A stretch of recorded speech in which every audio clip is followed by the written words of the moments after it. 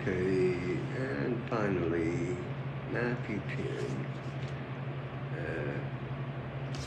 And this will be the last one. We're going to do this one in a different format. iPad only, split screen with Bible app on one side, camera recording. So this is a test, basically. Matthew 10 caption starts out names of the 12. And if you're not, a very well-studied Christian, or not even a Christian, but are interested, this is important, Christianity 101 type stuff.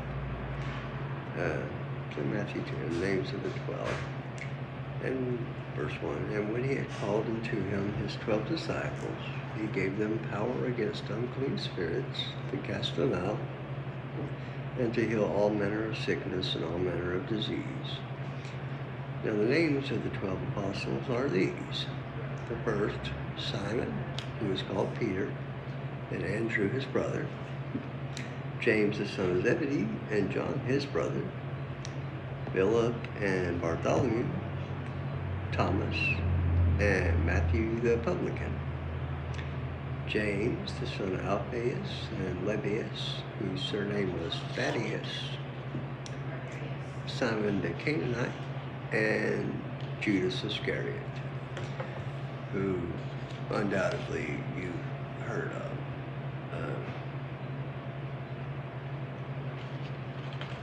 Extremely controversial figure. You can't really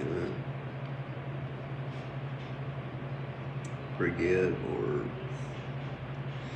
like Judas, or can you? I don't mean to sound blasphemous. I've got a point here. Yes, Judas betrayed Jesus. But by doing so, he ultimately saved billions, probably, of people from hell. Jesus had to die. It was prophesied. All these little minor details at face value are significant, like being born in Bethlehem, living in Nazareth.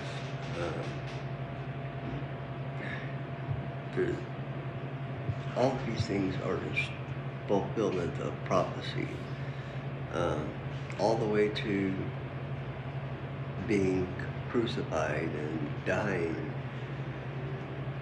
for our sins, giving himself up. And Jesus didn't want to die.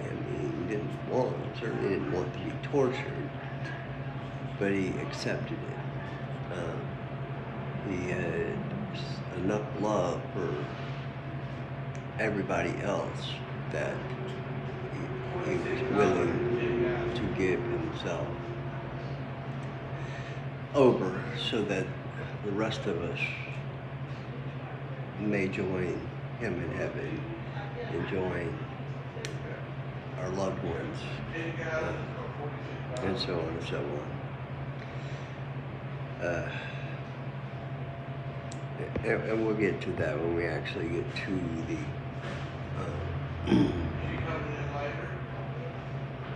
crucifixion, but not just that. Excuse me, I don't mean to be one of the people that get emotional on camera, but it's powerful stuff when you think about your fellow man who may or may not share a cigarette with you or give you a cigarette when you ask for one. I don't know any that would take your place dying, who would say, no, take me, let me accept the punishment for the evil that everybody is doing.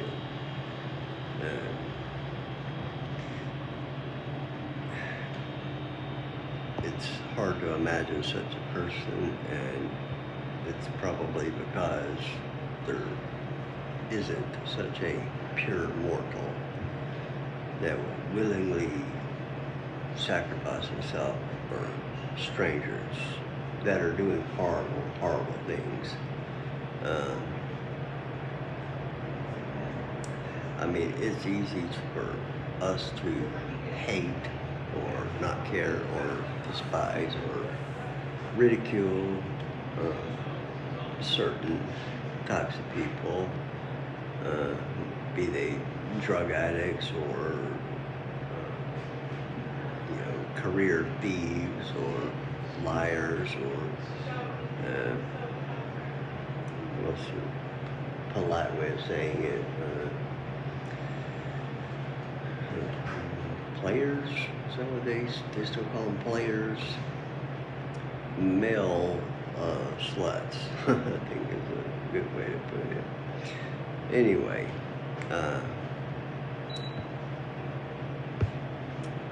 their work outlined, caption, verse 5.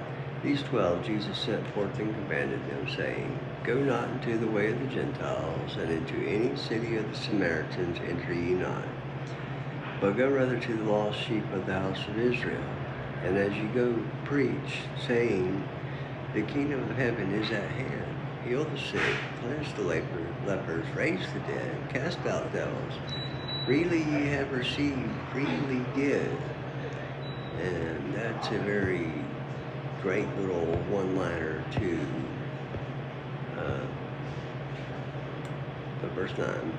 Provide neither gold nor silver nor brass in your purses, nor scrip for your journey, neither 2 coats, neither shoes, nor yet stays, for the workman is worthy of his meat. There's a very good moral to that concept too. Maybe I'll touch back on it. Verse 11, And into whatsoever city or town ye shall enter, inquire who in it is worthy, and there abide till ye go thence. And when you come into an house, salute it. And if the house be worthy, let your peace come upon it. But if it be not worthy, let your peace return to you. And whosoever shall not receive you nor hear your words, when you depart out of that house or city, shake off the dust of your feet. 15. Verily I say unto you, it shall be more tolerable for the land of Sodom and Gomorrah in the day of judgment than for that city. Behold, I send you forth as sheep in the midst of wolves. Be ye therefore wise as serpents and harmless as doves. But beware of men, for they will deliver you up to the councils, and they will scourge you in their synagogues, and you shall be brought before governors and kings for my sake, for a testimony against them and the Gentiles. But when they deliver you up, take no thought of how or what ye shall speak, for it shall be given you in that same hour what ye shall speak. For it is not ye that speak, but the Spirit of your Father which speaketh in you. And the brother shall deliver up the brother to death, and the father the child, and the children shall rise up against their parents, and cause them to be put to death. And you shall be hated of all men for my name's sake. But he that endureth to the end shall be saved. But when they persecute you in this city, flee into another. For verily I say unto you, you shall not have gone over the cities of Israel till the Son of Man be come. The disciple is not above his master, nor the servant above his Lord. It is enough for the disciple that he be as his master, and the servant as his Lord. If they have called the master of the house Beelzebub, how much more shall they call them of his household? 26. Fear them not therefore, for there is nothing covered that shall not be revealed, and hid that shall not be known. What I tell you in darkness, that speak ye in light, and what ye hear in the ear, that preach ye upon the housetops. And fear not them which kill the body, but are not able to kill the soul, but rather fear him which is able to destroy both soul and body in hell. Are not 2 sparrows sold for a farthing, and one of them shall not fall on the ground without your Father? But the very hairs of your head are all numbered. Fear ye not, therefore, ye are of more value than many sparrows. Whosoever therefore shall confess me before men, him will I confess also before my Father which is in heaven. But whosoever shall deny me before men, him will I also deny before my Father which is in heaven. Think not that I am come to send peace on earth. I came not to send peace, but a sword. For I am come to set a man at variance against his father, and the daughter against her mother, and the daughter-in-law against her mother-in-law. And a man's foes shall be they of his own household. He that loveth father or mother more than me is not worthy of me, and he that loveth son or daughter more than me is not worthy of me. And he that taketh not his cross and followeth after me is not worthy of me. He that findeth his life shall lose it, and he that loseth his life for my sake shall find it. Nice wordplay there. Verse 40. He that receiveth you receiveth me, and he that receiveth me receiveth him that sent me. They're all the same, he's saying. My Father is in me,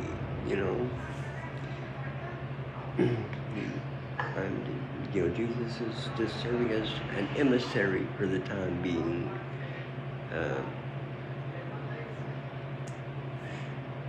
He that receiveth a prophet in the name of a prophet shall receive a prophet's reward. And he that receiveth a righteous man in the name of a righteous man shall receive a righteous man's reward. And whosoever shall give to drink unto one of these little ones a cup of cold water only in the name of a disciple, verily I say unto you, he shall in no wise lose his reward. And I do love the old language, and I know I say that every time I post this, but the empowerment of these disciples is kind of the gist of the chapter. I